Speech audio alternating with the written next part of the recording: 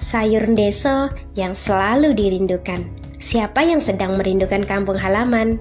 Apa yang kalian rindukan dari kampung halaman? Pemandangan, suasana, atau bahkan masakan ala desanya? Kali ini kita akan membahas beberapa makanan khas desa.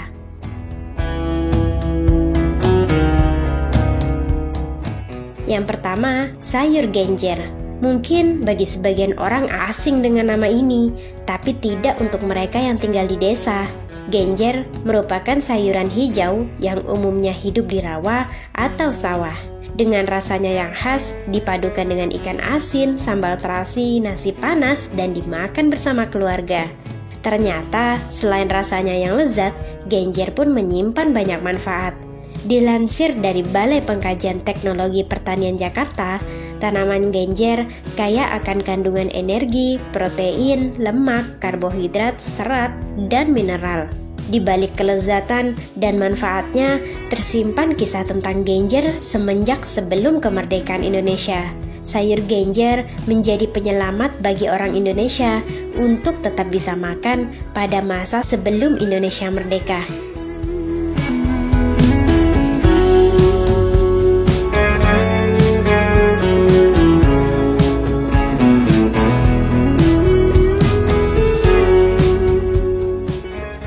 Terabaikan, namun tidak bisa diabaikan, sayur pakis.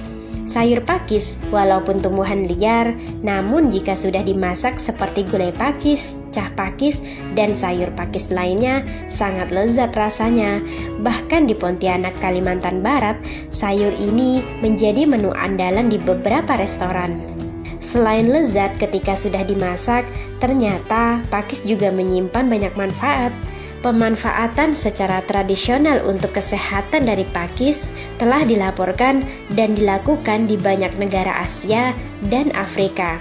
Pakis dimanfaatkan dalam pengobatan tradisional berbagai penyakit seperti penyakit gula darah, asma, diare, rematik, hingga cacar.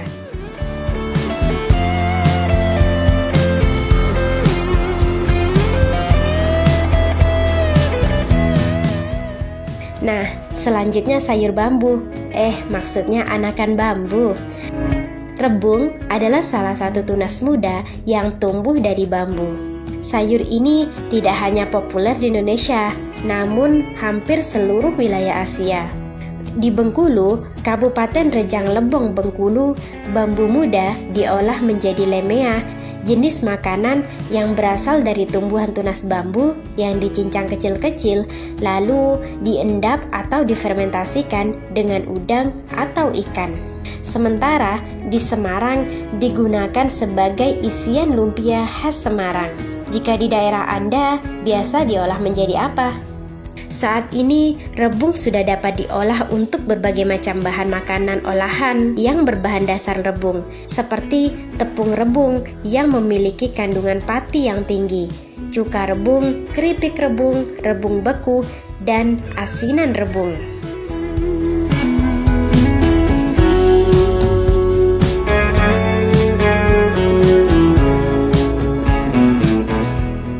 Selanjutnya, jantung apa yang bisa dimakan?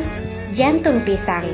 Jantung pisang atau bunga pisang warna ungu ini umumnya diolah dalam bentuk gulai atau tumisan. Nyatanya, manfaat jantung pisang sangat baik untuk kesehatan. Terdapat sumber vitamin, mineral, maupun serat yang baik. Ternyata jantung pisang pun banyak manfaatnya, seperti mempercepat penyembuhan luka, mengatasi diabetes dan anemia, menjaga radikal bebas, dan masih banyak lagi.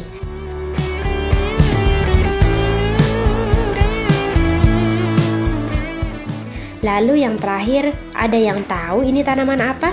Dan biasa diolah menjadi apa? Sayur lompong. Biasanya, lompong atau batang talas ini dimasak dengan kuah santan dan bumbu rempah, mirip dengan sayur lodeh. Memiliki tekstur yang lunak jika dimasak, rasanya sangat enak dan lembut ketika dikunyah. Namun, karena dianggap menyebabkan gatal, tanaman ini akhirnya dibiarkan begitu saja. Padahal, dengan cara pengolahan yang tepat, batang tanaman ini tak hanya bisa dikonsumsi saja, melainkan dapat pula dijadikan obat herbal yang mujarab. Anda senang dengan masakan desa yang mana?